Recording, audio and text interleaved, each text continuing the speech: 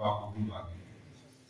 میں امامت نہیں کرتا، ایک تو صاف بات ہے کہ امامت کے لیے جیسی قرات چاہیے میرے پاس وہ قرات ہے، اس لیے میں امام بننے سے معذرت بھی کرتا ہوں اور کہتا ہوں کہ اچھی قرات والا تو اسے کھڑا کرے۔ میں جمعے کے لیے کہیں مستقل وقت نہیں دیتا، اس کی وجہ کہ اگر مجھے سننے والے کچھ آکڑ ہے تو اللہ مجھے معاف فرمائے، مجھ میں خود آکڑ ہے، وہ مجھے کوئی بات سنائے گا تو میں بھی اسے سناؤں گا، اور جو بات سنانے والا ہوتا ہے وہ مسجد میں رہتا کب ہے؟ وہ تو مسجد میں بیچارہ رہتا ہے۔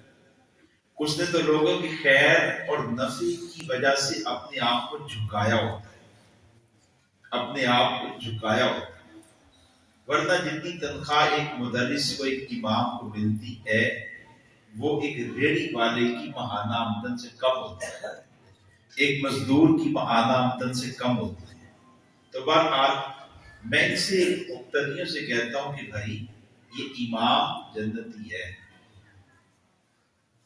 یہ مولانا صاحب، یہ خطیب جنتی ہے، اس کا آواز تم سنتے ہو، درس قرآن تم سنتے ہو، درس حدیث تم سنتے ہو اور سنتے ہو مقتدی کی حیثیت سے، بس تم ایک کام کرو، حیثیت بدل دو اور کہو کہ امام میرا استاد ہے، میں اس کی شاگردی اختیار کر رہا ہوں، یہ خطیب میرا استاد ہے، میں اس کی شاگردی اختیار کروں، قاری صاحب میرے دوست ہیں اور بے تکلف دوست ہیں۔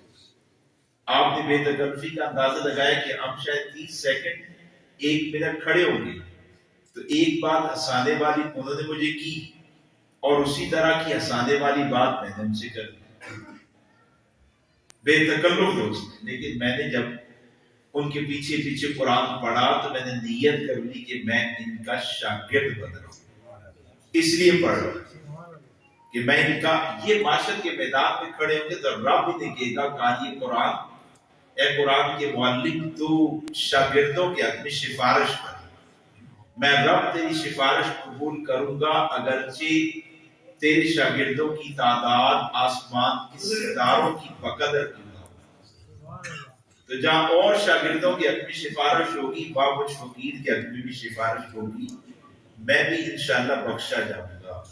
تو اپنی مسجد کے امام سے، خطیب سے، علماء سے بات سنیں تو اس نیت یہ کر دیں کہ یار میں ان کا شاگرد بن رہا ہوں، آپ کی چودراہٹ میں کوئی فرق نہیں آئے گا، آپ کی نمبرداری میں کوئی فرق نہیں آئے گا،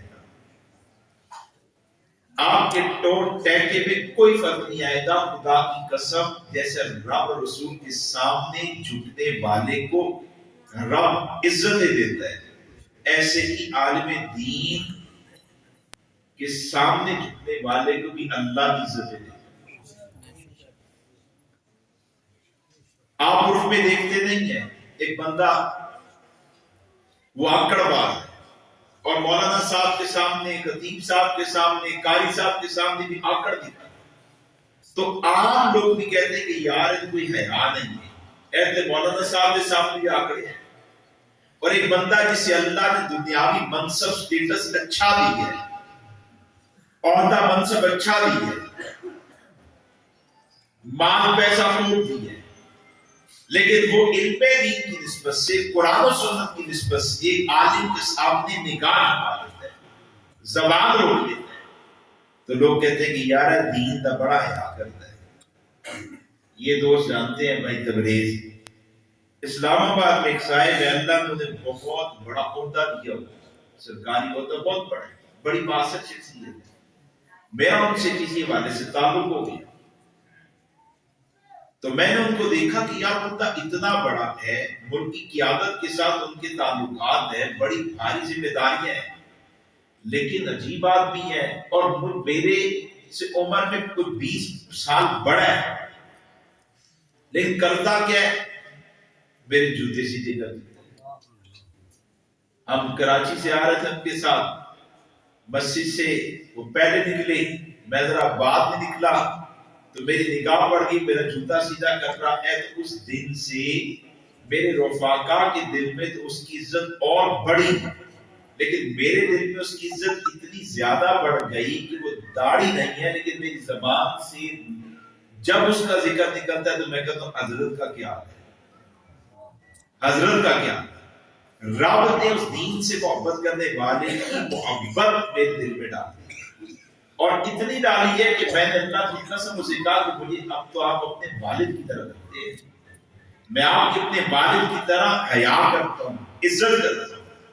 تو رب رسول کے سامنے جھکا جائے یا اللہ والوں کے سامنے جھکا جائے تو رب عزت عطا کرتے ہیں۔ اس پر ایک بات عرض کر دوں، ایک ہے بہت بڑا دین، بڑا مولوی، اس کے سامنے تو جھکنا آسان ہے، مزہ تب ہے کہ اپنی مسجد، اپنے گاؤں، اپنے مدرسے کے مولانا صاحب، قاری صاحب کے سامنے بندہ اس کو جھکا، بڑیاں کے سامنے تو بندہ نکا ہو جاتا ہے۔ طارق جمیل صاحب آ جائیں تو ہمیں ہر بندہ ہاتھ جوڑ دے گا، یہ تواضع ابدیت نہیں ہے۔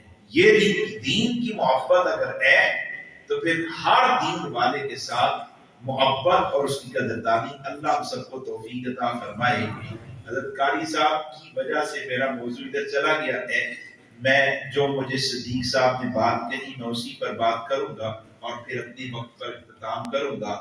قابل احترام دوستو، اللہ رب العالمین نے جیسے شخصیات کے ساتھ تعلق دیا اور تعلق والے کا حق دیا، ایسی عقائد کے ساتھ ہمارا تعلق اور عقائد کا بھی حق ہوتا ہے۔ میں خلاصہ عرض کروں، لمبی چوڑی تمہید کے بغیر عرض کروں، ذات نبوت کے ساتھ ہمارا تعلق، ہم نے امام الانبیاء جناب محمد کریم صلی اللہ علیہ وسلم کی ذات کو اللہ کا نبی رسول خاتم الانبیاء مانا ہے، آپ کی ذات کے ساتھ تعلق جوڑا تو ذات نبوت کے ہمارے ذمے حقوق ہیں، ان حقوق کو ادا کریں گی، کملی والے کے ساتھ ہمارا تعلق بڑھتا چلا جائے، ان حقوق کو ادا کریں گے، دل میں جو ایمان اس کا نور بڑھتا چلا جائے، ان حقوق کو ادا کریں گے، یہاں جو ایمان ہے وہ مضبوط ہوتا چلا جائے، ان حقوق کو ادا کریں گے، کملی والے کے ساتھ نسبت مضبوط ہوتی چلی جائے گی۔ سرکار کی ذات کو ہم نے مانا تو ذات نبوت کے ہمارے ذمے حقوق، ان حقوق کی ادائیگی سے نور ایمان بڑھے گا، ان حقوق کی ادائیگی سے ایمان مضبوط ہوگا، ان حقوق کی ادائیگی سے کملی والے کی ذات سے تعلق، نسبت، قربت بڑھتی چلی جائے گی، اور ان حقوق میں ایک حق، ان پر کامل اعتماد ہے، پورا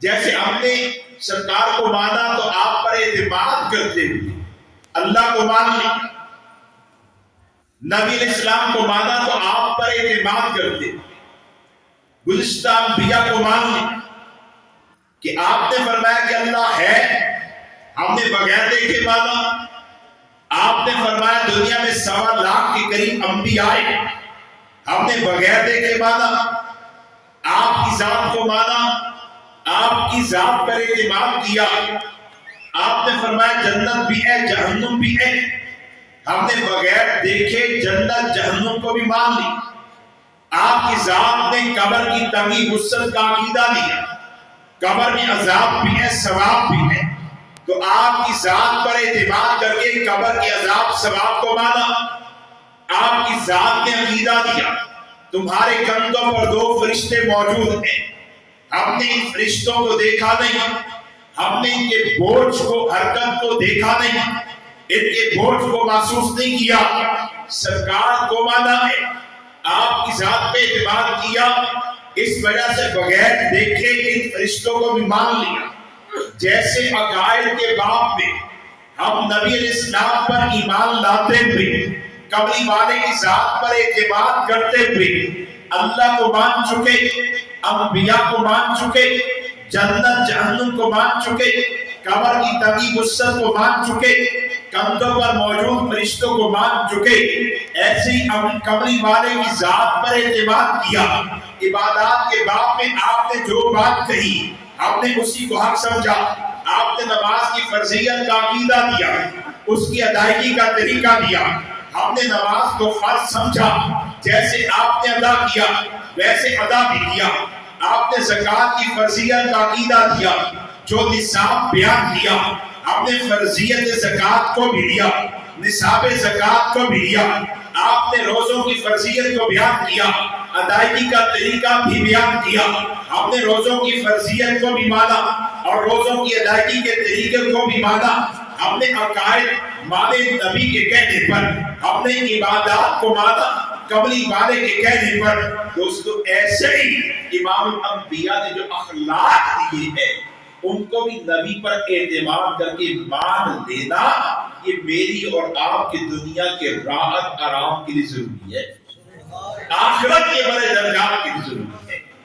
ہم مجموعی طور پر عقائد کو حضور کے کہنے پر ماننے والے، احکامات عبادات کو حضور کے کہنے پر ماننے والے، لیکن جب بات اخلاقیات کی آئے تو کوتاہی، بات معاملات کی آئے کوتاہی، بات معاشرت کی آئے کوتاہی، قبلی والے کی ذات کو مانا تو سرکار کی پوری بات کو ماننا ہے، پوری بات۔ میری خوشی کے موقع میں مجھے کیا کرنا ہے، میری خوشی کے موقع پر کیا عمل کروں گا، میری دنیا پر سنورے گی۔ خدا کی قسم سرکار کی ذات پر اعتماد، میری خوشی میں سرکار کا طریقہ، میرے غم میں سرکار کا طریقہ، میرے ہنسنے رونے کے مواقع میں سرکار کا طریقہ، قبلی والے کی ذات کا حق ہے ان پر اعتماد۔ اور اعتماد صرف ایک باب میں، ایک شعبے میں نہیں، کلی اعتماد۔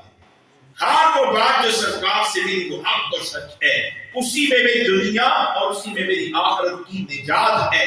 اور سرکار کا دوسرا حق، سرکار امام الانبیاء سے محبت ہے، حضور سے محبت حضور کا حق ہے۔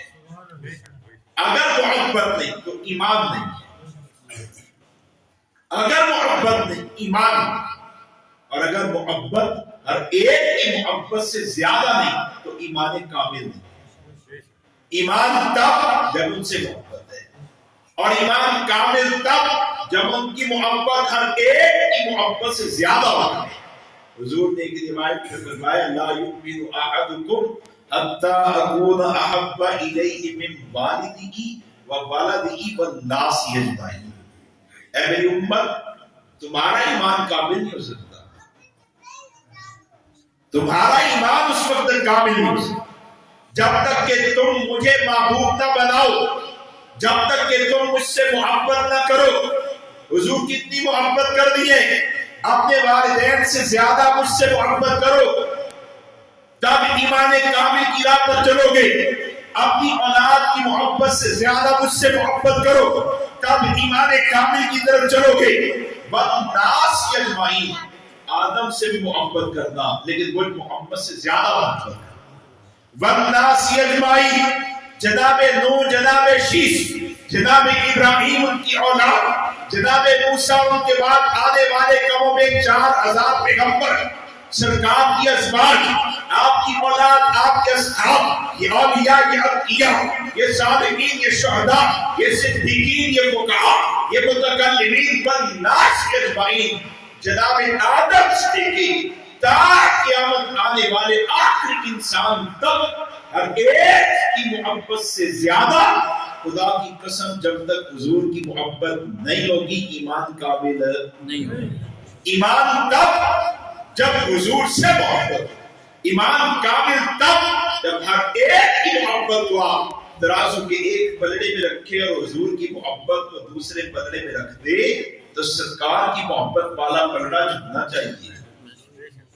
اس کو اگر آپ، چونکہ میرا موضوع یہ نہیں، میں نے آگے کسی اور موضوع پر جانا ہے، اس کو اس لیے مختصر عرض کر رہا ہوں، اس کو اگر آپ عرف میں مثال کے طور پر لا سکیں کہ حضور سے کم از کم کیسی محبت ہونی چاہیے، تو آپ کہیں گے کہ یار اتنی اور ایسی ہونی چاہیے جتنی اور جیسی ماں کو اپنے بیٹے سے ہونی چاہیے، جتنی اور جیسی ماں کو بیٹے سے محبت ہر ایک کی محبت سے زیادہ، اور کیسی والہانہ، فدائیانہ، عاشقانہ، اللہ کی قسم حق کے رسول ہے، آپ سے محبت کی جائے ہر ایک کی محبت سے زیادہ، اور حق کے رسول ہے کہ آپ سے محبت کی جائے فدائیانہ محبت کی جائے، آپ سے محبت کی جائے بالغانہ محبت کی جائے، آپ سے محبت کی جائے عاشقانہ محبت کی جائے، ہر ایک کی محبت نیچے، سرکار کی محبت ایسی ہو جائے کہ کھچاؤ کی طرف ہو، جیسے بچے کی طرف ماں کھینچتی ہے،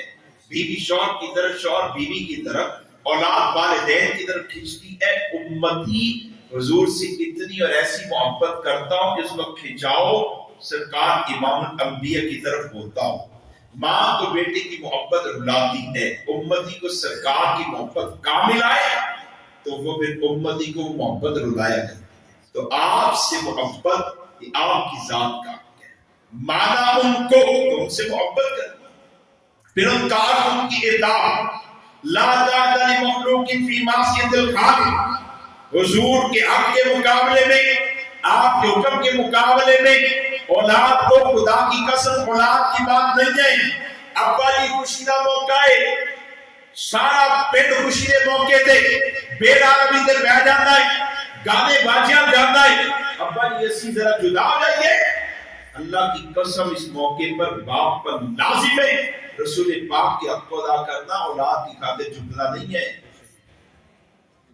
اولاد ہو سرکار کا حق مقدم ہے، لا طاعۃ لمخلوق، مخلوق میں سے کوئی بھی ہو، ایک طرف پیر دوسری طرف امام الانبیاء کا حکم، ایک طرف استاد دوسری طرف حضور کا حکم، ایک طرف باپ دوسری طرف حضور کا حکم، ایک طرف ماں دوسری طرف حضور کا حکم، ایک طرف اولاد دوسری طرف حضور کا حکم، ایک طرف لیڈر دوسری طرف حضور کا حکم، ایک طرف جماعت ہے دوسری طرف حضور کا حکم ہے، تو مومن آدمی حضور کے حکم کو مقدم رکھتا ہے، یہ ماں باپ کی اطاعت کے چکر میں نہیں پڑتا کہ پیو کہہ رہے ہیں بھئی باپ بڑا یا امام الانبیاء، ماں کہہ رہی ہے بھئی ماں بڑی یا امام الانبیاء، ماں کی اطاعت ہے لیکن حضور کی اطاعت کے دائرے میں، سرکل میں، تابع، باپ کی اطاعت ہے لیکن حضور کے مقابلے میں کھڑا کر کے نہیں، حضور اوپر کے، ان کا مقام باپ سے کھروا گنا اونچا ہے، ان کا حق باپ کے حق سے کھروا گنا اونچا ہے، پہلے ان کے حق کو ادا کی۔ آپ صحابہ کی زندگی کو نہیں پڑھتے، جناب ابو بکر اپنے باپ کے منہ پہ تماچا مارتے ہیں، کیا ابو بکر نے والدین کے حق کو حضور سے سمجھا نہیں تھا؟ ابو عبیدہ کی تلوار سے باپ کے سر کو اتارتے ہیں، ابو عبیدہ نے سرکار امام الانبیاء سے ماں باپ کا مقام نہیں سیکھا تھا، جانتے تھے لیکن وہ یہ جانتے تھے کہ ان کی اطاعت تب جب ان کی اطاعت اللہ رسول کی اطاعت کے مقابلے میں، اللہ رسول کی اطاعت کے مقابلے میں چنگا بلا آدمی ہے، ان دین کی گل کریے اور جی ماں جی نہیں مانتی، بھائی ادھر رسول پاک نہیں مانتے، ادھر تیری ماں نہیں مانتی، بتا کس کی بات چھوڑے، تو ماں کی مانتا ہے حضور ناراض ہوتے ہیں، حضور کی مانتا ہے ماں ناراض ہوتی ہے۔ میں نے بھی ماں کی نہیں مانی تھی، میں نے اپنی ماں کی نہیں مانی تھی جب میں کالج چھوڑ کے مدرسے جانے لگا تھا، میں نے فتویٰ لیا مفتی صاحب سے، انہوں نے کہا ماں کی خدمت کے لیے بھائی میں نے کہا چلے جاؤ اللہ کی راہ میں، سیکھو دین، پڑھو دین، اور اس کی برکت کیا ہوئی کہ رب نے ماں کو بھی راضی کر دیا، سال بھی نہیں گزرا ماں راضی کر دی، مشقت آئی، مصیبت آئی کہ ماں ناراض ہے، ماں بولتی نہیں تو گالی کیوں چھوڑا، اپنی گیٹ کو کیوں چھوڑا، لیکن جو رب کو راضی کرنے جاتا ہے رب سب کو اس سے راضی کر دیتے ہیں۔ اچھا سب میں وہ ہیں جو رب والے ہوتے ہیں، سب میں وہ نہیں ہے جو رب کے مخالف ہوتے ہیں، جس کا کنیکشن رب کے ساتھ جڑا رب ہر دل کو راضی کر دیتا ہے۔ تو لا طاعۃ لمخلوق فی معصیۃ الخالق، رب رسول کی اطاعت کے مقابلے میں کسی کی اطاعت نہیں ہے، یہ حضور کا ہمارے ذمہ حق ہے، اور اسی طرح سرکار کی ذات کو مانا تو ان کا حق ادا کرو، اور ان کا حق ہے کہ ان کی اتباع عقائد میں ہو گئی، اتباع عبادات کی ادائیگی میں ہوگی، لیکن پوری عبادت سنت رسول کی تابع ہو گئی۔ قرآن پڑھنے بیٹھے تو گھڑی دیکھ کے نہیں کہ 15 منٹ سے سپارہ پورا کرنا ہے، سرکار امام الانبیاء تلاوت یوں نہیں کرتے تھے، 4 منٹ سے 4 فرض 4 سنت ادا کرتے تھے، حضور کی نماز ایسی نہیں تھی، سرکار امام الانبیاء نے جیسے عبادات ادا کی ہے، اپنی عبادات کو حضور کی عبادات کے مساوی آپ کی عبادات کی طرح کرنا، عقائد ان جیسے، عبادات ان جیسی، اخلاق ان جیسے، معاملات ان جیسے، اور اسی طرح آپ کی عادات بھی سرکار کی عادات جیسی ہو جانی چاہیے. پینے کی عادت حضور کی عادت کے موافق، اور قربان جو حضور کی عادت کی اتباع کی جائے نا، مثلا یہ پانی ہے، توجہ کیجیے، حضور کی عادت کی اتباع کی جائے تو رب اپنی معرفت دے دیتا ہے، رب اپنی پہچان دے دیتا ہے، رب اپنی محبت دے دیتا ہے. مجھے مفتی صاحب نے کہا، مولانا صاحب نے کہا، اللہ والے نے کہا کہ بھائی دائیں ہاتھ سے پانی پینا سنت ہے. میں پیتا تھا بائیں ہاتھ سے، توجہ کیجیے گا، بائیں ہاتھ سے پانی پینے والے کی پیاس ختم نہیں ہوتی، ختم ہو جاتی. وہ بائیں ہاتھ سے پی رہا ہے، ایک اس سانس میں پورا گلاس پی گیا، پیاس ختم ہو گئی، ضرورت پوری ہو گئی. انسان کی ضرورت پینا، وہ بائیں ہاتھ سے پی رہا، ضرورت پوری. لیکن قربان جاؤں سرکار امام الانبیاء کی ذات پاک پر کہ حضور ہمیں تعلیم دیتے ہیں، ہمارے خیر خواہ ہیں، اور ہمیں پیغام دیتے کہ عادات بھی میری والی اپنا لینا. تم نے میری عادات اپنا لی تو مجھے نفع نہیں ہے، تمہیں نفع ہے. ہم پوچھتے حضور آپ کی عادات کو ہم نے اپنایا تو نفع کیا ہے؟ تو آپ کو علماء حضور کی روایات، احادیث اور تعلیمات کی تفسیر بیان کرتے ہوئے کہیں گے کہ جناب یہ جب تم نے ہاتھ بڑھایا نا پانی کی طرف، اور دائیں ہاتھ بڑھایا اس لیے کہ حضور کی سنت ہے کہ آپ دائیں ہاتھ سے پیتے ہیں. جب تم نے نیت کی تو رب کی رحمت تمہاری طرف متوجہ ہو گئی، دائیں ہاتھ سے پیتے ہیں، حضور کی سنت ہے، رب کی رحمت متوجہ ہوئی. ضرورت اپنی پوری کرنے جا رہا ہوں، ہاتھ بڑھایا، اللہ کی قسم اللہ کی رحمتیں اتر رہی ہیں.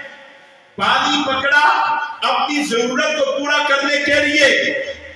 یہ نماز نہیں ہے، طواف کعبہ نہیں ہے، ذکر اللہ نہیں ہے، اللہ کی راہ میں مال لگانا نہیں ہے، خالی ستر میرے بدن کی ضرورت پوری کرنے والی چیز میرے ہاتھ میں. یہ پانی اٹھایا اپنی ضرورت کو پورا کرنے کے لیے. میں نے یہ گلاس اٹھایا، خدا کی قسم اللہ کی رحمت مجھے اتر رہی ہے. میں نے پانی کو دیکھا، سنت ہے، اللہ کی رحمت اتر رہی ہے. میں نے بسم اللہ پڑھی، اللہ کی رحمت اتر رہی ہے. میں نے 3 سانسوں میں پیا، اللہ کی رحمت اتر رہی ہے. میں نے پینے کے بعد الحمدللہ کہا تو اللہ کی رحمت اتر رہی ہے. اچھا ابتدا دیکھیے، بسم اللہ، انتہا کیا ہے؟ الحمدللہ. بسم اللہ نے مجھے پیغام دیا کہ تجھے پانی نے شفا دینی ہے، وبا نہیں دینی. اب اس سے تجھے شفا ملی، وبا نکل گئی. اور الحمدللہ نے پیغام دیا، رب کی نعمت پانی پر اللہ کا شکر ادا کرنے والے رب کے فرمان کو یاد رکھ، لئن شکرتم لازیدنکم، حاصل شدہ نعمت پر تو شکر ادا کرتا رہے. رب کہتا ہے یہ پانی تیرے پاس باقی رہے گا، پیاسا نہیں مرے گا. حضور فرماتے ہیں بعض بندوں پر موت آئے گی تو انہیں پیاس کی اتنی شدت ہوگی کہ 7 سمندروں کا پانی پلا دیا جائے، پیاس ختم. لیکن جس نے حضور کی سنت پر عمل کیا، الحمدللہ پانی کے اختتام میں پڑا تو رب کا وعدہ اس پر پورا اترے گا، پیاسا نہیں مرے گا. یہ سنت ادا کرنے کی برکتیں دیکھیں، معاشر میں جائے گا تو نعمت کا قدردان اور شکر گزار ہے. یہ حوض کوثر پہ حضور کی ہاتھوں جام وصول کرے گا. وہ عبادات، عقائد اور چیزیں اس کی تو پھر نسبت اللہ کی طرف ہو جاتی کہ عبادت کرنی، در حقیقت وہ بھی حاصل شدہ نعمتوں پر اللہ کا شکریہ ادا کرنا ہے. وہ کوئی زائد چیز اپنی طرف سے دے دی نہیں، لیکن یہ تو بھائی خالصتاً میری ضرورت ہے. یہ سونا میری ضرورت ہے، میں اگر سیدھا سو جاؤں میری ضرورت پوری ہو جائے گی، میں بائیں کروٹ پہ سو جاؤں میری ضرورت پوری ہو جائے گی، میں الٹا لیٹ کے سو جاؤں ضرورت پوری ہو جائے گی. لیکن سرکار کی عادت شریفہ ہے کہ آپ دائیں کروٹ پہ سوتے ہیں، دائیں کروٹ. میں نے سونا 6 گھنٹے. مجھے تبریز نے کہا مولانا صاحب سیدھے لیٹے ہو. میں کہ سون لگا ہوں، نہ اے طریقہ ٹھیک نہیں، سجے پاس ہی سو. میں نے مطلب دائیں کروٹ پہ آ جاؤ. یہ دائیں گال یہ دائیں ہاتھ دائیں گال کے نیچے، یہ بائیں ہاتھ بائیں رام پہ رکھو. میں نے کہا پھر کیا ہوگا؟ کہتے تم سو جاؤ گے اور تمہارا سونا سچ مچ سونا بن جائے گا، گولڈ ہو گئے. میں نے کہا مطلب کہتی حضور کی سنت ہے اس طریقے پر سو جاؤ گے تو جتنی دیر سوئے رہو گے رب سوتے حالت میں بھی تمہارے لیے اجر کا کھاتا چلوا کے. میں سو گیا اہتمام کے ساتھ، میں سویا. اب نیا نیا تھا، ابتدا میں تھوڑی مشقت ہوئی کہ عادت بدلنے لگا، لیکن ہمت کی اور میں سو گیا. 6 گھنٹے کے بعد مولانا نے اٹھایا، چلے. میری آنکھ کھلی تو توجہ فوراً اپنی بدن پہ گئی. میں تو سیدھا لیٹا ہوں. میں نے اٹھتے کہا انا للہ. کہتے کیا ہوا؟ میں نے کہا یار میں سیدھا لیٹا ہوا تھا. ہاں سیدھے لیٹے ہوئے تھے. دائیں کروٹ میں میں کتنی دیر لیٹا رہا؟ کہتے میرا خیال ہے کہ 10-15 منٹ اسی کروٹ پہ آپ سوئے ہیں. میں نے کہا پھر آپ سیدھے ہو گئے تھے. کبھی آپ بائیں جاتے تھے، کبھی سیدھے رہتے تھے، کبھی دائیں ہو جاتے تھے، کروٹ لیتے رہتے تھے. میں نے کہا اسی پہ اتنا للہ کہا. کہتے ہوا کیا ہے؟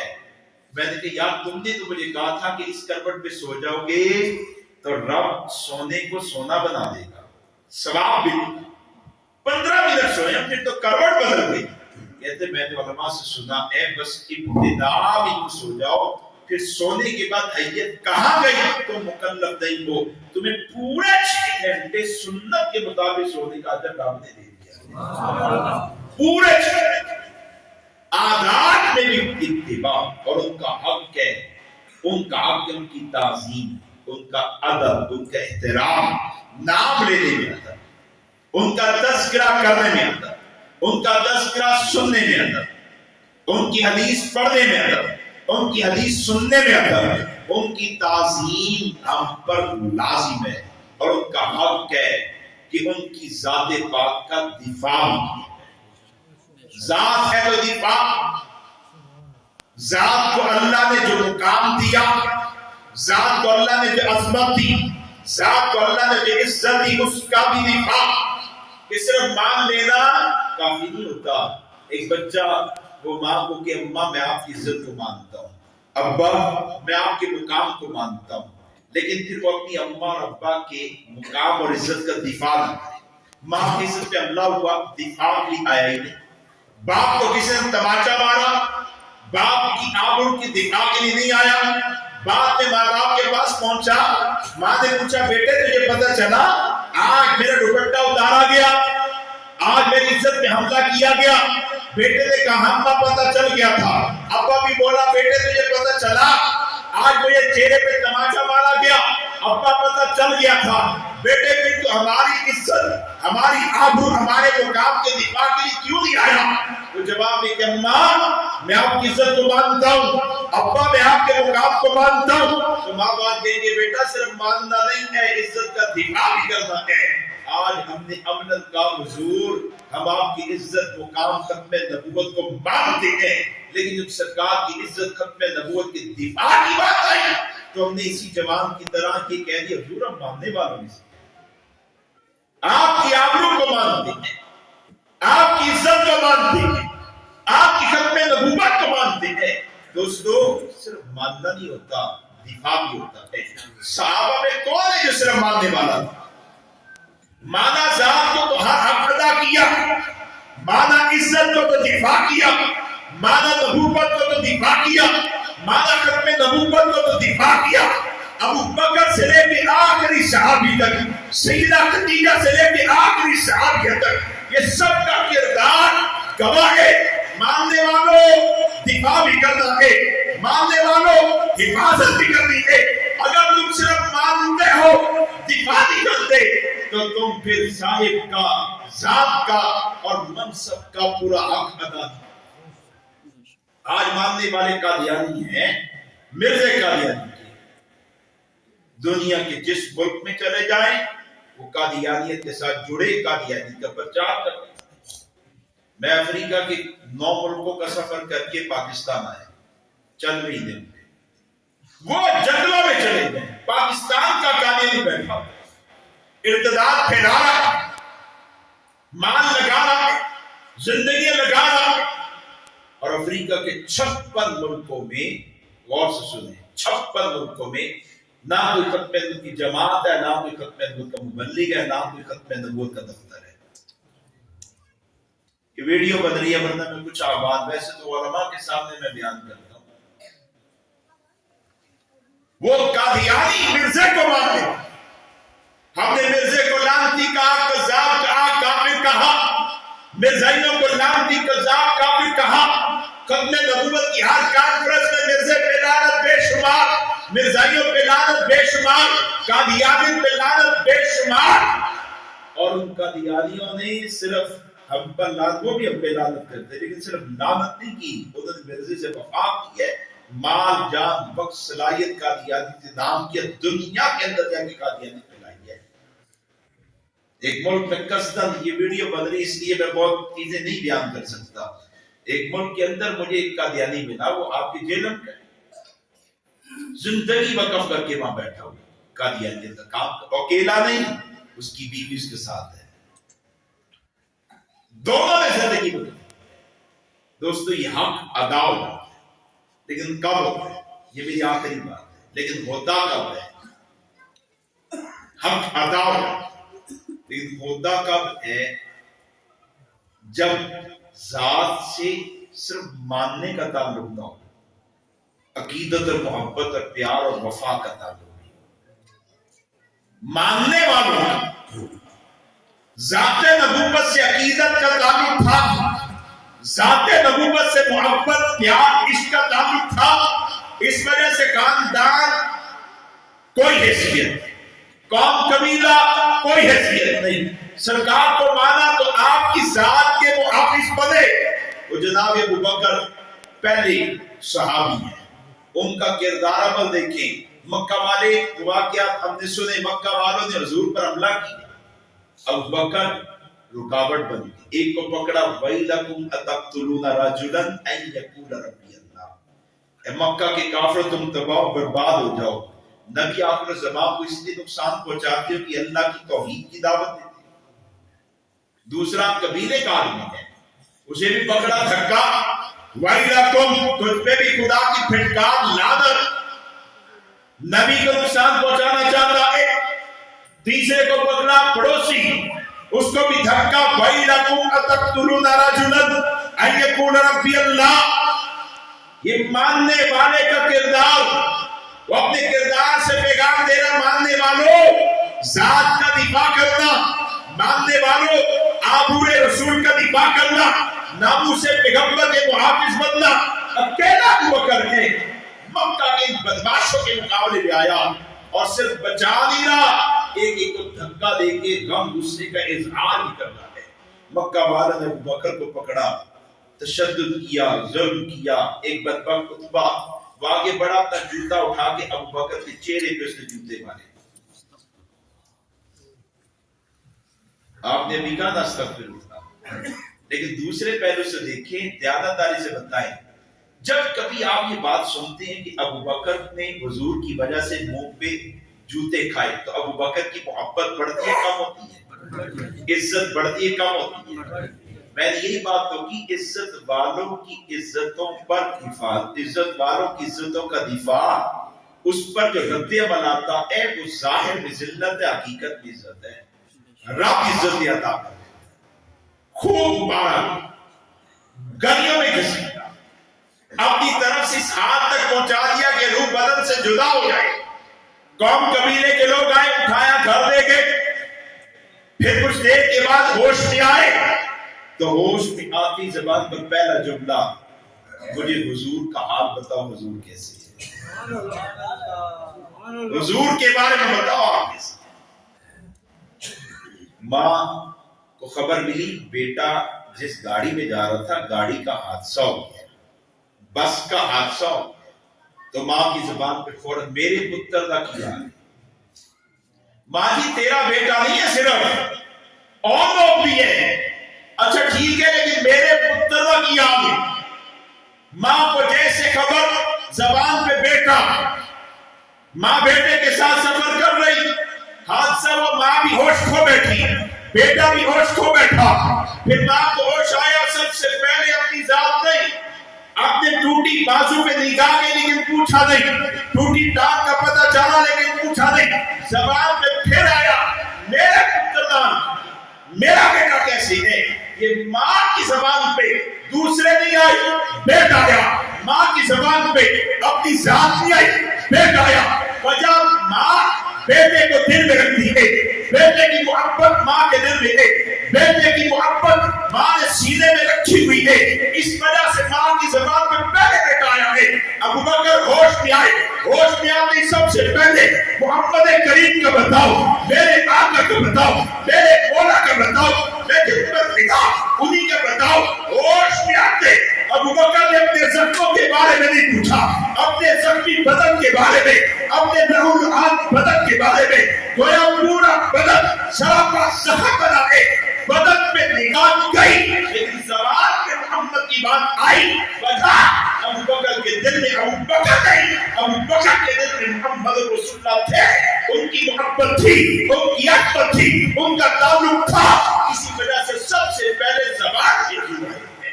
आज हमारे दिल में हुजूर वैसे नहीं है, चाहे इस बात को आप बुरा महसूस करें। मुझे 19 साल हो चुके दर दर फिरते, जिस जगह जाए कंधों पे थपकियां, इज्जत रसूल पर पहरा दे रहे हो थपकी ले लो, खत्मे नबूवत पर पहरा दे रहे हो थपकी ले लो।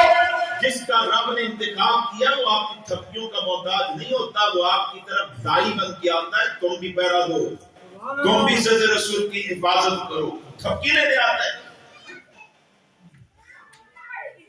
माँ ने कहा बेटे कुछ खा ले। अच्छा कौम नाराज हो गई, अब वो अगर कोई परवाह नहीं, चले गए कोई परवाह नहीं। माँ ने कहा बेटे ये पी ले, बेटे ये कुछ खा ले, बेटे ये दवाई इस्तेमाल कर ले, शिफा पा जाए। अबू बकर का इश्क का हाल बोला, अम्मा मेरा खाना हुजूर का दीदार, अम्मा मेरा पीना हुजूर का दीदार, अम्मा मेरी शिफा हुजूर के दीदार में। माँ का मुकाम हुजूर ने सिखाया। माँ कहती खा, माँ कहती पी, माँ कहती इस दवाई को इस्तेमाल कर, और बेटा जवाब में कहता माँ अल्लाह की कसम उस वक्त तक नहीं खाऊंगा, नहीं पीऊंगा और ना इलाज के लिए दवाई इस्तेमाल करूंगा जब तक कि मैं अपनी निगाहों से इमामुल अंबिया के चेहरे का दीदार न करूं। उन्होंने हुजूर की राहत की खबर माँ के हुक्म पर तरजीह दी है। हुजूर को अपनी आंखों से न देखो, देखा जय शाम को जाके देखा तो अबू बकर की आंखों से आंसू, उधर हुजूर की आंखों से आंसू। अबू बकर रोए, इनका रोना खुशी का रोना है कि हुजूर खैरियत से है, खुशी से रोए है। और हुजूर रोए, हुजूर का रोना गम और रंज की वजह से है कि अबू बकर ने मेरी मोहब्बत में इतना हाल क्या किया है। अबू बकर की तकलीफ पर हुजूर रोए। आज भी अबू बकर की तकलीफ पर हुजूर रंजीदा होते हैं। अबू बकर को ईज़ा देता, अल्लाह की कसम हुजूर को ईज़ा देता। अबू बकर को खुश करने वाला सरकार को खुश करता है।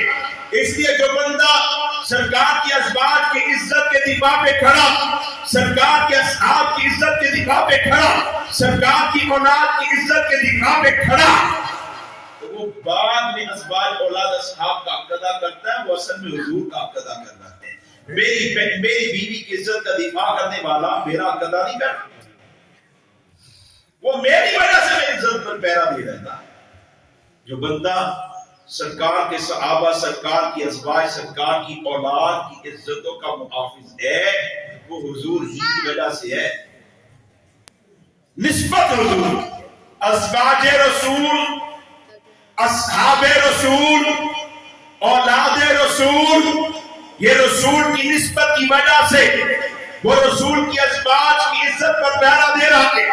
ये रसूल की निस्बत की वजह से वो रसूल के असहाब की इज्जतों का मुहाफिज बना है। ये रसूल की निस्बत की वजह से वो रसूल की औलाद की इज्जतों का मुहाफिज बना है। वो हुजूर की निस्बत की वजह से है। अबू बकर का रोना गम का है, गम और रंज की वजह से है कि हुजूर आफियत से है। हुजूर आफियत से अबू बकर खुशी से रोए, और हुजूर गम की वजह से रोए कि अबू बकर ने हाल क्या किया।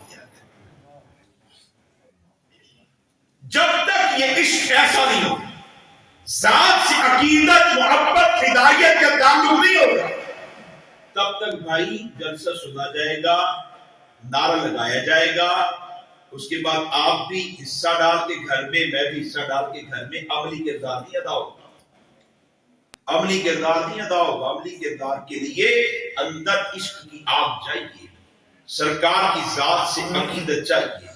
آج اگر حضور کی عزت پر، آج اگر حضور کی ناموس پر، آج اگر حضور کی ازواج اولاد کی ناموس پر گندی توہین کی جا رہی ہے تو سبب کیا ہے؟ کیا پاکستان کے حساس ادارے مسلمان نہیں ہیں؟ انتظامی ادارے مسلمان نہیں ہیں؟ کیا عدلیہ والے مسلمان نہیں ہیں؟ کیا یہ ریاستی ادارے مسلمان نہیں؟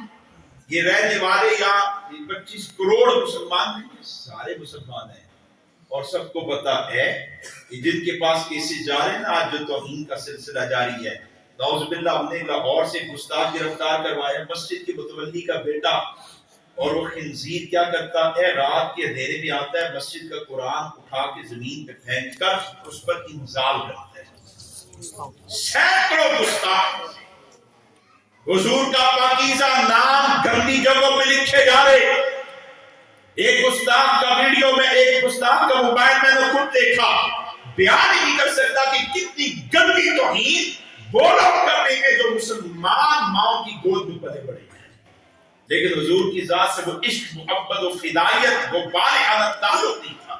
کلمہ اذان یہاں پڑھی گئی، اقامت یہاں کہی گئی، کلمہ سکھایا گیا، مسلمان کہا گیا، چلتے آ رہے تھے، ذات نبوت کے ساتھ وہ تعلق نہیں، بے حیائی میں پڑے، پڑھتے پڑھتے پڑھتے کفر تو کیا، بدترین گستاخی پر آ گیا، بدترین۔ High court, Lahore high court کا جج، اس کے سامنے ننگی گندی توہینات آئی تو جج ہائی کورٹ کا جج جو سر پیٹنا شروع ہو گیا کہ ہمارے ملک میں کیا ہو رہا ہے۔ ہزاروں نوجوان جو عزت رسول کے محافظ ہونے چاہیے، ناموس صحابہ کی حفاظت کرنے والے ہونے چاہیے، وہ ہزاروں نوجوان سرکار کے گستاخ بن چکے ہیں، ان کی محنت اتنی ہے، اور ہم کیا کر رہے ہیں بھائی؟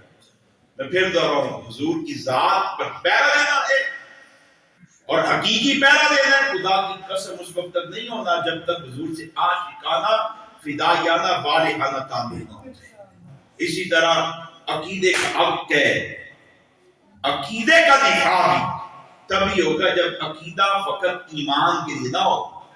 دیکھو بھائی، میں مانتا ہوں حضور نبی، میں مانتا ہوں حضور خاتم النبی، میں مسلمان ہوں، اگر میں فقط ماننے والا ہوں، آپ نبی بھی ہے، خاتم الانبیاء بھی ہے، اللہ نے آپ کو نبوت بھی دی، ختم نبوت بھی دی، میں دونوں کو مانتا تو میں مسلمان، لیکن اب آپ کی نبوت کا دفاع بھی کروں، آپ کی ختم نبوت پر پیرا بھی دوں، اس کے لیے ضروری ہے کہ میری عقیدت، میرے عقیدے میں عقیدت آ جائے، مجھے عقیدہ ختم نبوت سے عقیدت کا تعلق ہو جائے، مجھے عقیدہ ختم نبوت سے عشق، محبت، فدائیت کا تعلق ہو جائے۔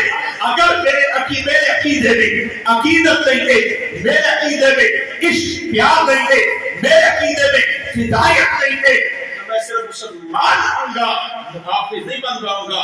محافظ بندہ تب بنتا ہے جب عقیدے سے عقیدت ہو جاتی ہے، محافظ تب بنتا ہے جب عقیدے سے عشق، پیار، محبت اور عقیدے سے فدائیت کا تعلق ہو جاتا ہے۔ صحابہ عقیدے کے بات میں بھی صرف عقیدے کو مانتے نہیں تھے، بلکہ عقیدے کے ساتھ عشق، محبت، عقیدت کا تعلق بھی رکھتے تھے۔ نعرہ تکبیر، نعرہ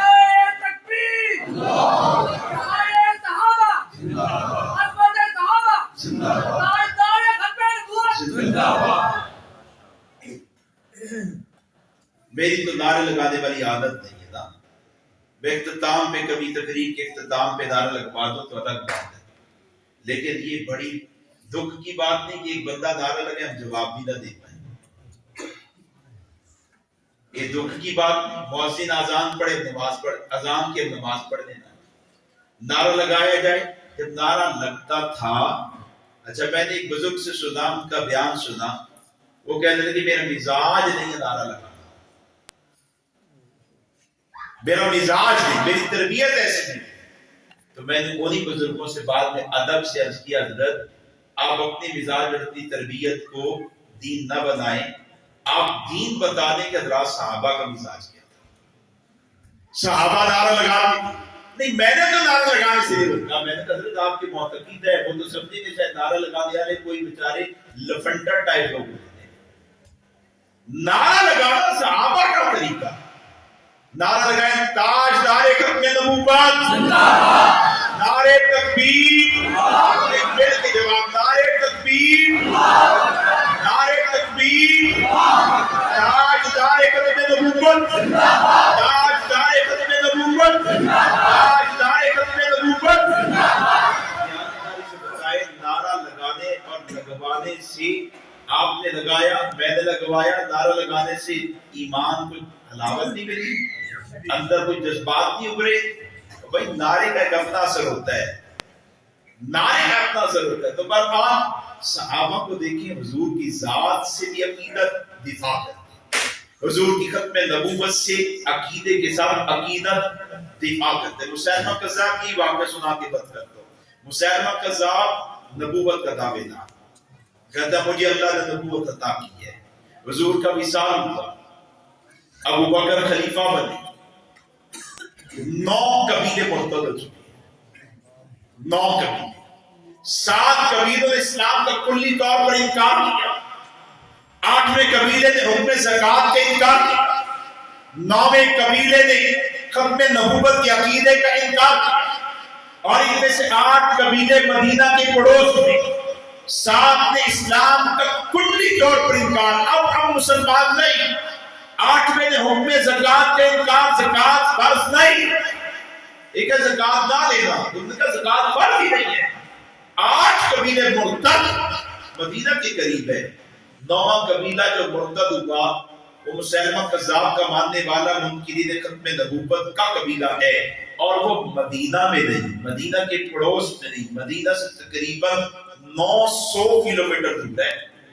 900 میں اس میدان میں گیا، وہاں ریاض یونیورسٹی میں ہمارا ٹیچرز میں ایک پروگرام تھا، پروگرام کے بعد میں نے ٹیچرز کو کہا کہ مجھے وہاں جانا ہے۔ اگلے دن ہماری ترتیب بنی، ہم چلے گئے، بڑا میدان ہے، اس میدان میں حضرات صحابہ نے عقیدے کو بچایا، عقیدے کا دفاع کیا، جانثاری سے، عقیدت اور عشق سے۔ بڑا میدان، درمیان میں 2 روڈ ہے، ادھر بھی قبرستان، ادھر بھی قبرستان۔ میں نے کچھ پڑھا تو تھا لیکن اپنی آنکھوں سے دیکھا۔ بائیں قبرستان میں ہم گئے، ہم نے جا کے وہاں فاتحہ پڑھی، حضرات صحابہ کی نسبت اور واسطہ دے کے اللہ سے مانگا۔ دائیں قبرستان میں آئے، دروازے سے چہرہ ڈال کے میں نے دیکھا قبرستان کو اندر سے، تو دیوار کے ساتھ کچھ قبریں نمایاں نظر آئیں۔ میں نے اپنے راہبر سے پوچھا یہ کن کی قبریں ہیں؟ کہتے صحابہ۔ میں نے کہا پورا میدان، اس میں تو کوئی قبر نمایاں نہیں، اس قبرستان میں بھی کوئی قبر نمایاں نہیں، یہ قبریں کچھ نمایاں ہیں۔ ان کے نمایاں ہونے کی وجہ کہنے لگے کہ اصل میں یہاں روڈ چھوٹا تھا، اس کو ڈبل کیا جا رہا ہے، کشادہ کیا جا رہا ہے، تو کھدائیاں شروع ہوئی۔ تو 1400 سال کے بعد کھدائی کے دوران نیچے سے صحابہ کی قبریں نکل آئی، اور لوگ 1400 سال کے بعد دیکھتے صحابہ کے جسم کفن آج بھی ترتازہ ہے۔ یہ ان صحابہ کی قبر، یہ عشق، یہ عقیدت ہے، یہ عقیدت مندوں کی قبریں، یہ عاشقوں کی قبریں، یہ فدائیوں کی قبریں، یہ جانثاروں کی قبریں۔ اور عقیدت حضور نے سکھائی تھی، عقیدت ابو بکر نے سکھائی تھی۔ جب ایک لشکر بھیجا جاؤ مسیلمہ کذاب کے خلاف قتال کرو، پھر دوسرا لشکر بھیجا، اور تیسرا لشکر بھیجا حضرت خالد بن ولید کی قیادت میں، وہ مدینہ میں نہیں، ایک محاذ پہ جوان کو کہا تیز رفتار سواری دے، جا خالد کو پیغام دے، خالد اس محاذ کو چھوڑ دے۔ میں سنی سنائی بات نہیں کر رہا، خالد اس میدان کو چھوڑ دے، محاذ ہے، خدمت دین ہے، لیکن ابو بکر عاشق رسول، عشق رسول کے تقاضوں کو جاننے والا، ذات پیغمبر کو ماننے والا، ذات پیغمبر کو ترجیح دینے والا، اپنے عمل سے بھی بتاتا تھا عشق کا مقامہ کے ہے، ذات پیغمبر مقدم ہے، نبی کی ناموس مقدم ہے، نبی کی ختم نبوت مقدم ہے۔ اور آج صحابہ کے عمل سے بھی بتا رہا ہے کہ پاک پیغمبر کی ذات کو ترجیح حاصل ہے، پاک پیغمبر کی ختم نبوت کے دفاع پر ترجیح حاصل ہے۔ خالد نے معاذ چھوڑا، یمامہ کے میدان کی طرف پہنچے، مسیلمہ کذاب پہ حملہ ہوا۔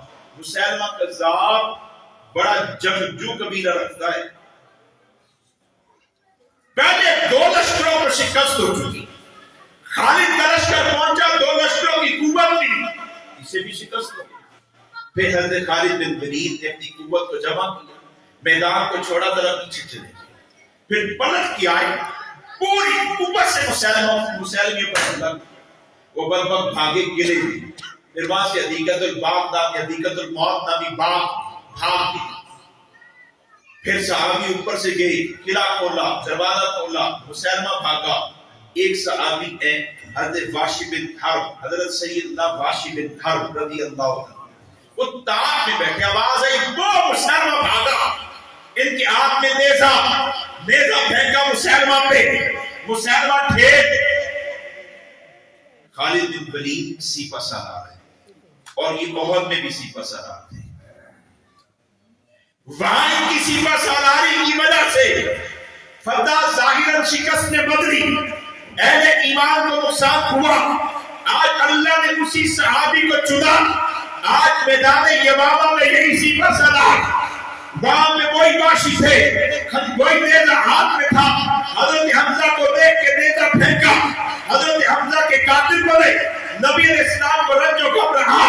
آج اللہ نے اسی صحابی کا انتخاب کیا، اسی نیزے کے ساتھ مسیلمہ پہ حملہ کیا، مسیلمہ واصلہ جھڑ ہوا، اور یہ صحابی حضرت واش بن حرب صحابہ کو جمع کر کے کہتے ہیں، اے صحابہ، میں سمجھتا ہوں کہ زمانہ جاہلیت میں وہ تھا جس نے حضور کو سب سے زیادہ رنج دیا، اور اسلام کے بعد میں ہوں جس نے حضور کو سب سے زیادہ راحت دی ہے۔ آج وہ خطیب ایسی بات کرتا ہوں کہ دعوت ہے، اس کا اپنا نقطہ ہے، یہ صحابی کی بات ہے، صحابہ کے مجمع میں ہے، میں وہ جس نے حضور کو سب سے زیادہ رنج دیا، اور میں ہی وہ جس سے حضور آج سب سے زیادہ راضی ہوں گے۔ یہ ابو بکر کا چلایا ہوا قافلہ ہمیں بتا رہا ہے پیغمبر کی ختم نبوت کے ساتھ فقط عقیدہ نہ رکھنا، پیغمبر کی ختم نبوت کے ساتھ عقیدہ بھی رکھنا، پیغمبر کی ختم نبوت کے ساتھ عشق، محبت، ہدایت، جان ساری کا تعلق بھی رکھنا۔ اور ان صحابہ میں سے 1200 کسی عقیدت، محبت، عشق، پیار، جان ساری پر فدا ہو گئے، لیکن مسیلمہ کذاب کے دعوی نبوت کو چلنے نہیں دیا۔ آج چل رہا ہے مرزا قادیانی، میری جماعت بھی، ان کی جماعت بھی، ان کی جماعت بھی ہے، بڑا بڑا کوڑا آدمی حضور کی ذات کے بارے میں لوگ مجھے کوڑا سمجھنے شروع کر دیتے ہیں، اور ہے سچی بات ہے، ہم نے ریسیں لگائی ہوئی ہیں منکرین ختم نبوت کے ساتھ، ساڈی دکان بھی چلتی رہے، تاڈی دکان بھی چلتی رہے، اسی بھی 2-4 تقریراں کریے، تسی کی اپنے خود پہ پڑھو، ہم بھی 2-4 بندوں کو دعوت دیں، آپ بھی دعوت دیں، فتنے کو زمین میں دبا دیں، جیسے ماضی میں آج سے 40-50 سال پہلے ہمارے کافر کرتے رہے، دبانے کی، زمین میں دھسانے کی کوششیں جاری رکھی، انہوں نے کافر کے جانے کے بعد رسے لگنی ہے باقی۔ میں تو ویسے مریض ہو چکا ہوں، پتہ نہیں میں نے جانا کب ہے، تندرست چلا جاتا ہے، لیکن ہم نے ریسیں لگائی ہیں۔ کیوں لگائی ہیں؟ میں ختم نبوت والوں میں اٹھنے بیٹھنے والا ہوں، میں آپ جیسے لوگوں میں، دوستوں میں آنے جانے والا ہوں۔ آپ میں پھر کہہ دوں، آپ چاہے اس بات کو جتنا کڑوا لیں، برا سمجھے، خدا کی قسم کھا کے کہتے ہو کہ ہمیں پیغمبر کی ختم نبوت سے وہ عقیدت نہیں ہو پائی جو دفاع پہ کھڑا کرتی ہے، وہ عشق، محبت، ہدایت نہیں آ پائی جو مال لٹا دینے پہ کھڑا کرتے ہیں، جان لٹا دینے پہ تیار کر دیتے ہیں۔ پھر بندہ سوچتا ہی نہیں ہے۔ میں نے بھی 4 دوست افریقہ بھیجی، زندگی وقف کر کے چلے گئے افریقہ، 3 دن پہلے وہ افریقہ کے روانہ ہوئے، میں نے ان کے ارادے پوچھے موبائل میسج پر۔ اب حرمین شریف ہے تو ہر ایک کی بات یہ ہے، لاش واپس آئے گی، مشن سے واپس نہیں آئے گی۔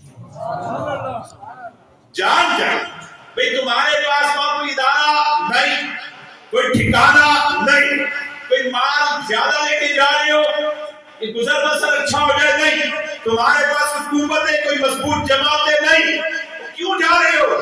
کہتے ہمیں پیغمبر کی ختم نبوت سے عقیدت اور محبت ہے، عشق و پیار ہے، ہم اس پر جان فدا کرنا چاہتے ہیں۔ اور ایک جانے والے مولانا کے بچے کا پیغام مجھے آیا ہے، ایئرپورٹ پہ یہ موجود تھے، ہم انہیں رخصت کر دیں گے کہ یہ وہ، اچھا ان کو جانتا کوئی نہیں ہے، لیڈر جاتا ہے تو وہ پورا پروٹوکول ہوتا ہے۔ میں نے کہا یار یہ تو بڑے خاص لوگ ہیں، مجھ جیسے کو بھی دیکھو، میں وہاں آیا نا تو پھول پھینکے گئے، صدیق صاحب اور دوست صاحب آپ کدھر نہیں جائے۔ یہ زندگی بہت آسان ہے، یہ کام بھی بہت آسان ہے۔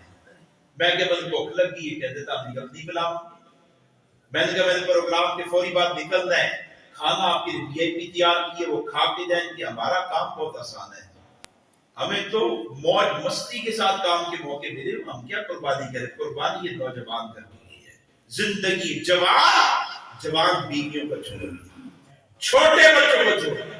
اتنی سی بچی ہے 1.5-2 سال کی، رو رہی ہے بابا بابا، اور میں نے اس کے بابا کو دیکھا یوں نگاہیں جھکائی، قصدن بیٹی کی طرف نہیں دیکھ رہا۔ وہ سید عطا اللہ شاہ بخاری جیل میں بیوی اور بچہ ملنے کے لیے آئے، شاہ صاحب کی ملاقات ہوئی، ملاقات کے بعد تھوڑی دیر بیٹھے تو واپس اٹھ کے چل دیے۔ بیٹا رویا ابا ابا، بیوی بھی ہچکی لینے لگی، لیکن شاہ صاحب نے پلٹ کے نہیں دیکھا۔ ایک جوان سارا معاملہ دیکھ رہا تھا۔ شاہ صاحب بیرک پہ پہنچے، وہ بھی پیچھے پہنچا۔ حضرت شاہ صاحب میں آپ کا رضاکار کارکن ہوں، آپ کی وجہ سے جیلوں میں ہوں، اس مشن کی وجہ سے جیلوں میں ہوں، لیکن آج مجھے آپ سے محبت، آج مجھے آپ سے عقیدت ٹوٹ گئی ہے، محبت کم ہو گئی ہے۔ کیوں؟ آپ بڑے سنگ دل ہیں۔ کیا ہوا؟ بات تو بتاؤ۔ شاہ صاحب ملاقات کا وقت باقی تھا، بیوی اور بیٹا ملنے آئے، آپ اٹھے واپس چل دیے۔ شاہ صاحب وہ پیچھے روئے، آپ کو بیوی کی ہچکیوں نے روکا نہیں، آپ کو بیٹے کی پکار نے روکا نہیں۔ تو شاہ صاحب نے عجیب بات کہی، دیوانے تو کیا سمجھتا ہے کہ انور شاہ کشمیری کا کلیجہ نہیں پھٹا؟ میں اندر سے رویا لیکن آنکھوں میں میرے آنسو نہیں آئے۔ کہتا کیوں؟ فرمانے لگے کہ اس لیے اٹھ کے چل دیا اور پھر پلٹا دوبارہ نہیں کہ میرا دشمن مجھے دیکھ رہا ہے، اس کو یہ نہ لگے کہ عطا اللہ شاہ بخاری کے قدموں میں تزلزل آ چکا ہے، ہمت پست ہو چکی ہے۔ بیٹے کی چیخوں نے روکا، بیوی کی ہچکیوں نے روکا۔ شاہ صاحب کو بھی عقیدت ہے، شاہ صاحب کو بھی اس عقیدے سے عشق ہے، محبت ہے، جنون کا تعلق ہے، اس میں سب لگا کے دفاع کر کے۔ اسی کا بچہ چھوٹا سا ہے، وہ جانے والے مولانا کا چھوٹا بچہ ہے، وہ آنکھوں میں اس کی آنسو ہے، روک رہا ہے، اور پتہ چل رہا ہے کہ رونا چاہ رہا ہے اور پھوٹ پھوٹ کر رونا چاہ رہا ہے، لیکن دبا رہا ہے۔ میں نے لگ کیا، میں نے کہا بیٹے آپ کے ابو کدھر گئی؟ کہتے ہیں حضور کی خدمت کے لیے چلے گی۔ میں نے کہا تیری ماں کو بھی ساتھ سلام، تجھے بھی ساتھ سلام، تیرے باپ جانے والے کو بھی ساتھ سلام۔ بیٹے جانتا تو کہا گیا؟ کہتے بہت دور سے۔ میں نے کہا، کہتا اب ہم حضور کے پاس اکٹھے ہوں گے۔ وہ بیوی بچوں کو کہہ کہ کیا کچھ نہیں پتا، زندہ واپس آ رہے ہیں۔ اور میں ان دوستوں کو بہت قریب سے جانتا ہوں، میرے پاس 6 مہینے کی ٹریننگ ہوئی ہے۔ عشق کے انہیں ختم نبوت سے، عقیدت انہیں ختم نبوت سے، فداء ختم نبوت پر تبھی چلے گئی ہے۔ صدیق اکبر نے اپنے رضاکاروں کو عشق سکھایا تھا اور ان کا عشق آنے والوں کو دکھایا، یہ عاشق ہے ختم نبوت۔ ان کو ختم نبوت سے عقیدت، عقیدہ انہیں عقیدت کا تعلق ہے۔ وہ ایک صحابی تھے نا حضرت حبیب بن زید، مسلمہ کذاب نے ان کو پکڑا تھا، پکڑنے کے بعد پوچھا، بڑے غور سے اس بات کو سنیے گا، پوچھا اتشہد ان محمد رسول اللہ، حبیب حضور کو نبی مانتا ہے؟ یہ عقیدہ پوچھا گیا ہے، نبی مانتا ہے؟ نعم مانتا ہوں۔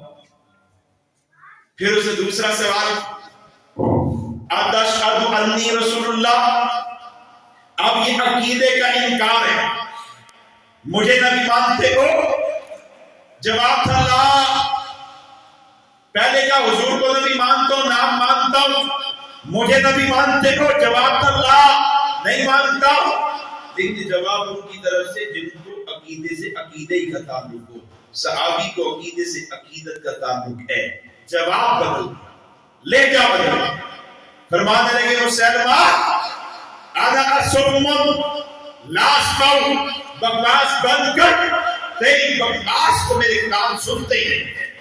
اس جگہ پہ حملہ ہو محافظ کے لہجے میں سختی آتی ہے, رد عمل سخت آتا ہے. پورا لشکر مقابلے میں کوئی پرواہ نہیں, کوئی روک نہیں, کوئی دبدبہ نہیں, کوئی خوف نہیں. مسلمہ بکواس بند کر, تیری بکواس کو کان نہیں سنتے. اس نے کہا تیرے نبی کی بات کی تیرے کانوں نے سنا, میری بات تیرے کان نہیں سنتے. وہ تشدد کروایا. پھر پوچھتا ہے بتا مجھے نبی مانتا ہے؟ نہیں. تیری بکواس کان نہیں سنتے. اس نے کہا اچھا یہ یوں نہیں مانے. جلاد کو بلایا اور اس نے حبیب ابن زید کے بائیں ہاتھ کو مارا, ہاتھ کٹا زمین پہ. اب پھر پوچھتا ہے اتشہد ان محمد رسول اللہ, حضور کو نبی مانتے ہو؟ ہاتھ کٹا ہوا, خون بہ رہا ہے, شدت تکلیف سے یہ بھی بے قرار. مانتے ہو؟ نبی مانتا ہوں. اچھا بتاؤ مجھے بھی نبی مانتے ہو؟ یہ بدبخت لعنتی نہیں سمجھا شاید عقیدے سے عقیدت کمزور پڑی, تڑپ رہا ہے, بے قرار ہے, ہاتھ زمین پہ ہے. مجھے نبی مانتے ہو؟ اس کا حال کہتا ہے مسلمہ پہلے تو زبان پیغمبر کی ترجمان تھی, اب تو میرا لہو پیغمبر کی ترجمان بن چکا. اپنی بکواس بند کر, تیری بکواس کو کان نہیں سنتے. اس نے پھر جنات کو بلا لیا, بائیں کندھے سے بازو کاٹ دے, یا دربار کے باہر چلے, بازو کٹ کیا, زمین پہ گرا. اب پھر پوچھنے لگا حضور کو نبی مانتے ہو؟ مانتا ہوں. دیکھ تیرا ایک بازو کٹ چکا ہے, اگر تیری عقیدت کمزور نہ پڑی, تیرا عشق مات نہ پڑا, تیری محبت کے تعلق میں کمزوری نہ آئی, اگر تم نے کوئی حکمت اختیار پالیسی میں نہ آیا, بات نہ مانی, تو تیرے دوسرے بازو کو بھی کاٹا جائے گا. اس کا حال پھر بولا مسلمہ تو بازو کی بات کرتا ہے, اللہ کی قسم گردن حضور کے لیے ہے. اس نے یہ آپ کا. پھر پوچھتا ہے بتا حضور کو نبی مانتا ہے؟ مسلمہ مانتا ہوں. مجھے نبی مانتا ہے؟ مسلمہ بکواس بند کر لے. میرے پیغمبر تو شمال والوں کے لیے, جنوب والوں کے لیے, مشرق والوں کے لیے, مغرب والوں کے لیے, زمین والوں کے لیے, آسمان والوں کے لیے, اور تا قیامت تمام زمانوں کے لیے, تمام انسانوں کے لیے نبی رسول بنا کر بھیجے گئے. آپ کے بعد دعویٰ نبوت بکواس, اس بکواس کو کام نہیں سنتے. مسلمہ یہ پیغمبر کی ختم نبوت ہمارے لیے ذریعہ نجات ہے. یہ پیغمبر کی ختم نبوت مرکز ہدایت ہے, مرکز وفا ہے, مرکز محبت ہے. میں اس مرکز سے ایک لفظ ایک کروڑ حصے کے بقدر بھی جدا نہیں ہو سکتا. حسین مقداد نے جواب سنا, سخت لہجہ سنا, تیش اور چڑھا, یہ بازو کاٹا ہے, یہ پاؤں کاٹا, یہ ٹانگ کاٹی, دایاں پاؤں کاٹا, دائیں ٹانگ کٹی, پورے وجود کے ٹکڑے. لیکن جب تک روح جسم کا تعلق ہے, سانس آ جاتی ہے, مسلمہ کی تلوار پیغمبر کی ختم نبوت کے ترجمان کی عقیدت کو کمزور نہیں کر سکتی.